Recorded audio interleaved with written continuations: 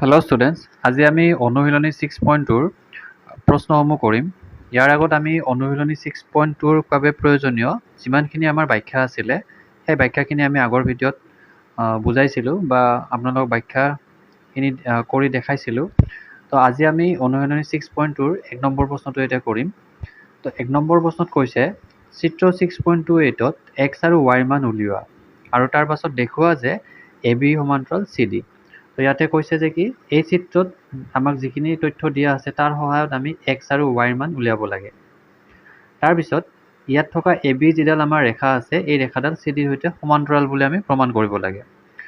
তো আমি সলিউশ্যনটো এতিয়া কৰিম। চিত্ৰৰ পৰা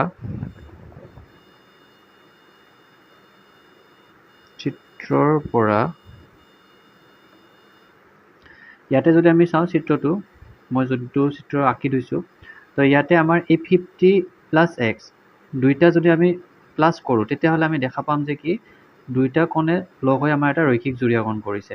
কাৰণ এই ৰেখাটোৰ ওপৰত আমাৰ এই এডাল ৰশ্মি থিয় হৈ আছে। আমি জানো যে যেতিয়া আমাৰ এটা ৰেখাৰ ওপৰত এটা ৰশ্মি থিয় হৈ থাকিব তেতিয়া এই ৰশ্মিডালে গঠন কৰা যি দুটা কোণ থাকিব সেই কোণ দুটাই এটা ৰৈখিক জুৰীয়া কোণৰ সৃষ্টি কৰিব। তাৰমানে আমি লিখিব পাৰিম 50 ডিগ্ৰী প্লাছ এক্স সমান 180 ডিগ্ৰী। কাৰণটো হ'ব ৰৈখিক জুৰীয়া কোণ। ৰৈখিক জুৰীয়া কোণ হ'ল। ইয়াৰ পৰা আমি এক্সৰ মানটো ওলাব পাৰিম। এক্সটোক আমি সমান চিনৰ বাওঁফালে ৰাখি 50 ডিগ্ৰী সমান চিনৰ সোঁফালে লৈ আহিলে হ'ব বিয়োগ। এতিয়া এক্স সমান আমি পাম 180ৰ পৰা 50 মাইনাছ হ'লে বা বিয়োগ কৰিলে আমি পাম 130 ডিগ্ৰী। এতিয়া এক্সৰ মান আমি গম পালোঁ 130 ডিগ্ৰী। আকৌ যদি আমি ভালকৈ চাওঁ যে ৱাইটো কি হৈ আছে, যিটো আমাৰ ৱাই আছে ৱাইটো 130 ডিগ্ৰী বিপৰীতে আছে। অৰ্থাৎ এই যিডাল ৰেখা আছে এই ৰেখাডাল আৰু এই ৰেখাডালে কটাকটি কৰাৰ ফলত ৱাই আৰু 130 ডিগ্ৰী গঠন হৈছে। অৰ্থাৎ এই দুটা আমাৰ কি হয়, এটা আনটোৰ বিপ্ৰতীপ কোণ হয় বা আমি ক'ব পাৰোঁ বিপ্ৰতীপ শীৰ্ষক কোণ। তো আকৌ আমি চিত্ৰৰ পৰা কি পাওঁ,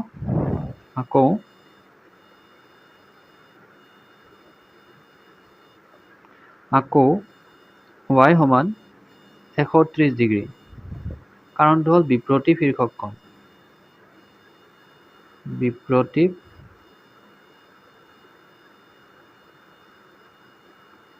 শীৰ্ষক কোণ হ'ল।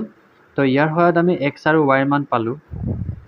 এক্সৰ মান গম পালোঁ 130, ৱাইৰ মানো গম পালোঁ আমি 130।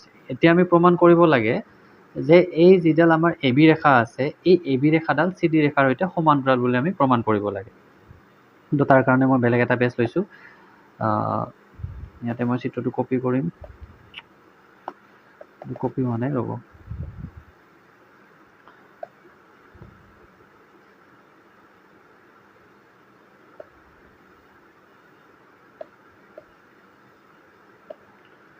তো চিত্ৰটো আছিলে ইয়াত এইটো।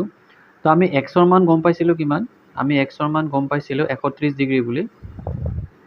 আমি এক্সৰ মান গম পাইছিলোঁ 130 ডিগ্ৰী আৰু ৱাইৰ মান আমি গম পাইছিলোঁ 130 ডিগ্ৰী। এতিয়া চাবা আমি আগৰ যি ব্যাখ্যাত আমি পাইছিলোঁ, যিটো আমি ইয়াৰ আগত যিটো আমি ভিডিঅ' বনাইছিলোঁ সেই ভিডিঅ'ত যিটো ব্যাখ্যা কৰিছিলোঁ তাতে আমি পাইছিলোঁ যে কি দুটা ৰেখা আমাৰ সমান্তৰাল হ'ব যেতিয়া নেকি ৰেখা দুডালক এডাল তীৰ্যকে কটাকটি কৰাৰ ফলত উৎপন্ন হোৱা যি আমাৰ একান্তৰ অন্তকোণ থাকিব সেই একান্তৰ অন্তকোণবিলাক যদি সমান হয় বা অনুৰূপ কোণবিলাক সমান হয়। আৰু এটা আছিলে যে কি তীৰ্যকৰ একেফালৰ অন্তকোণৰ সমষ্টি 180 ডিগ্ৰী হয়।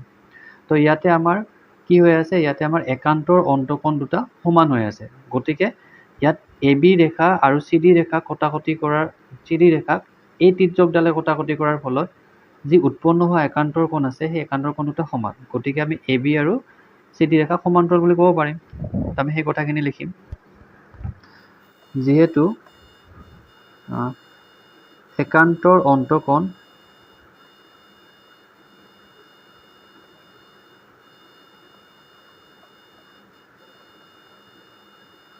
অন্তকোণযোৰ সমান, অৰ্থাৎ এক্স সমান ৱাই। এইটো x আছিলে, এই কোণটো আছিলে x, এইটো আছিল y। x আৰু y সমান। এতেকে আমি কি ক'ব পাৰিম যে AB সমান্তৰাল কি হ'ব CD হ'ব। তো এইটো আছিলে 1 নম্বৰ প্ৰশ্নটো। তো 1 নম্বৰ প্ৰশ্নটো হ'ল। এতিয়া আমি 2 নম্বৰ প্ৰশ্নটো কৰিম। এতিয়া আমি কুৱেশ্যন নম্বৰ 2টো কৰিম। কুৱেশ্যন নম্বৰ 2ত কৈছে চিত্ৰ 6.29ত যদি AB সমান্তৰাল CD, CD সমান্তৰাল EF আৰু Y অনুপাত Z 3:7 হয়, তেন্তে Xৰ মান নিৰ্ণয় কৰা। মানে কি কৈছে, ইয়াতে যিডাল AB ৰেখা আছে, AB ৰেখাডাল CDৰ সৈতে সমান্তৰাল, আকৌ CD ৰেখাডাল EFৰ সৈতে সমান্তৰাল, আৰু লগতে আমাক Y অনুপাত Zৰ মান দিয়া আছে, তাৰ পৰা আমি Xৰ মান ওলাব লাগে। তো প্ৰথম আমি দিয়া থকা কথাখিনি লিখি ল'ম। দিয়া আছে AB সমান্তৰাল CD, এইটো সমীকৰণ 1 বুলি ক'লোঁ। আৰু কি দিয়া আছে, CD সমান্তৰাল EF দিয়া আছে, ইয়াক মই সমীকৰণ 2 বুলি ক'লোঁ। এতিয়া সমীকৰণ 1 আৰু 2ৰ পৰা এতিয়া সমীকৰণ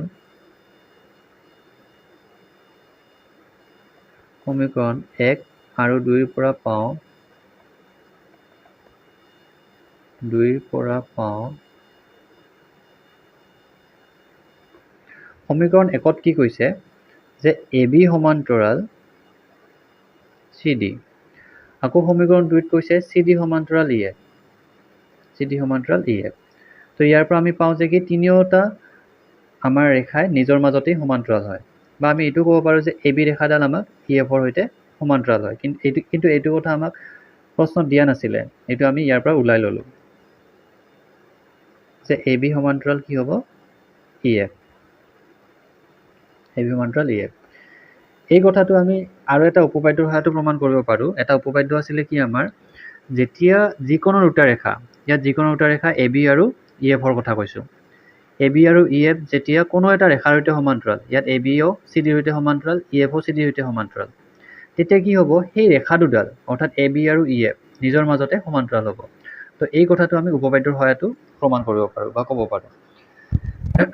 এতিয়া মই কি কাম কৰিছোঁ যে এই যিটো এংগেল আছিলে, এই যিটো কোণ আছিলে, ইয়াক মই এংগেল 1 বুলি ধৰি ল'লোঁ, আৰু এই এংগেল 1টো কি হ'ব, Yৰ সমান হ'ব। কাৰণ কিয়, এই এংগেল 1টো Yৰ বিপৰীত শীৰ্ষক কোণ হৈ আছে। তো আমি সেইটো কথা লিখিম, চিত্ৰৰ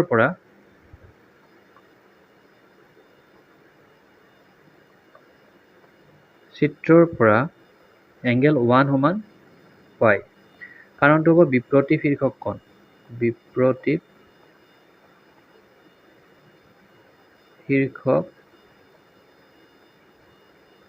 কোণ, হ'ল।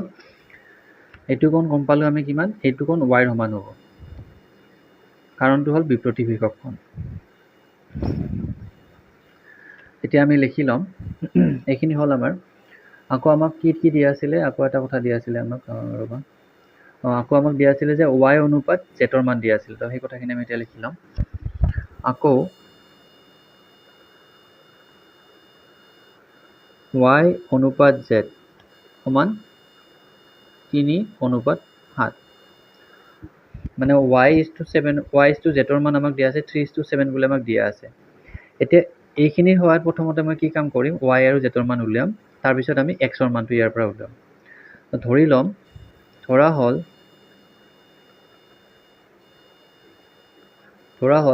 Y আৰু Zৰ মান, 3x আৰু 7x। তো মই ধৰি ল'লোঁ, আচ্ছা x বুলি ধৰিলে ভুল হ'ব, কাৰণ কিয় xটোৰ ইমান আমাক ওলাব দিছে, গতিকে মই xৰ জেগাত বেলেগ এটা চলক ধৰোঁ।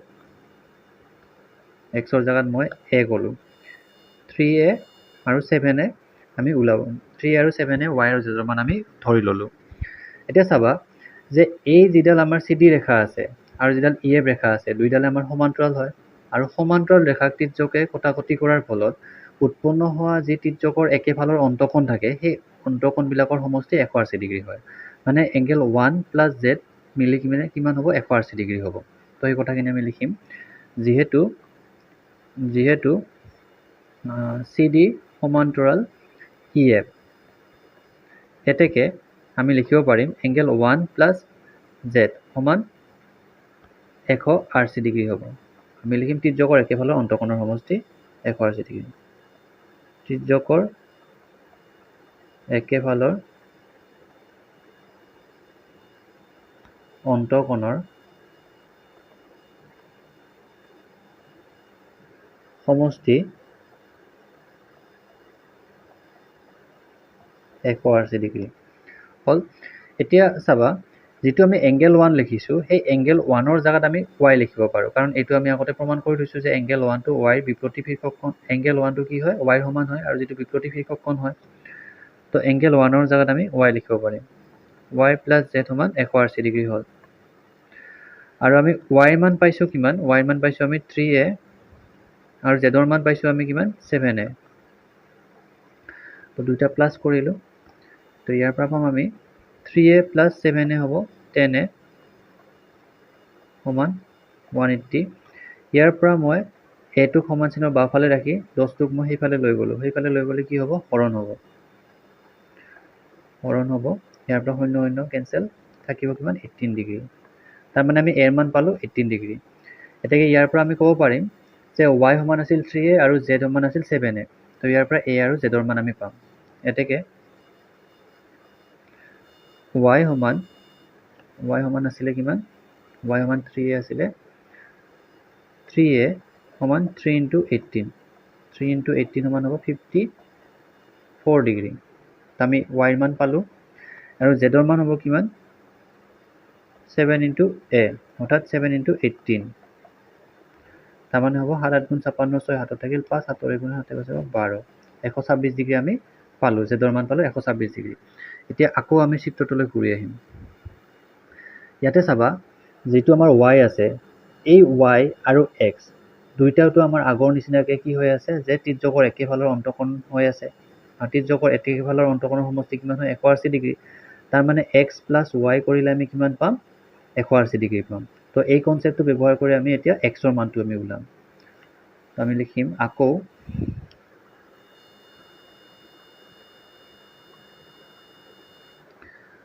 আচ্ছা, আমি এইটো কাম নকৰিলেও হ'ব, ৰ'বা এইটো কাম আমি নকৰিলেও হ'ব, আমি বেলেগ এটা পদ্ধতিৰে আমি কৰিব পাৰিম।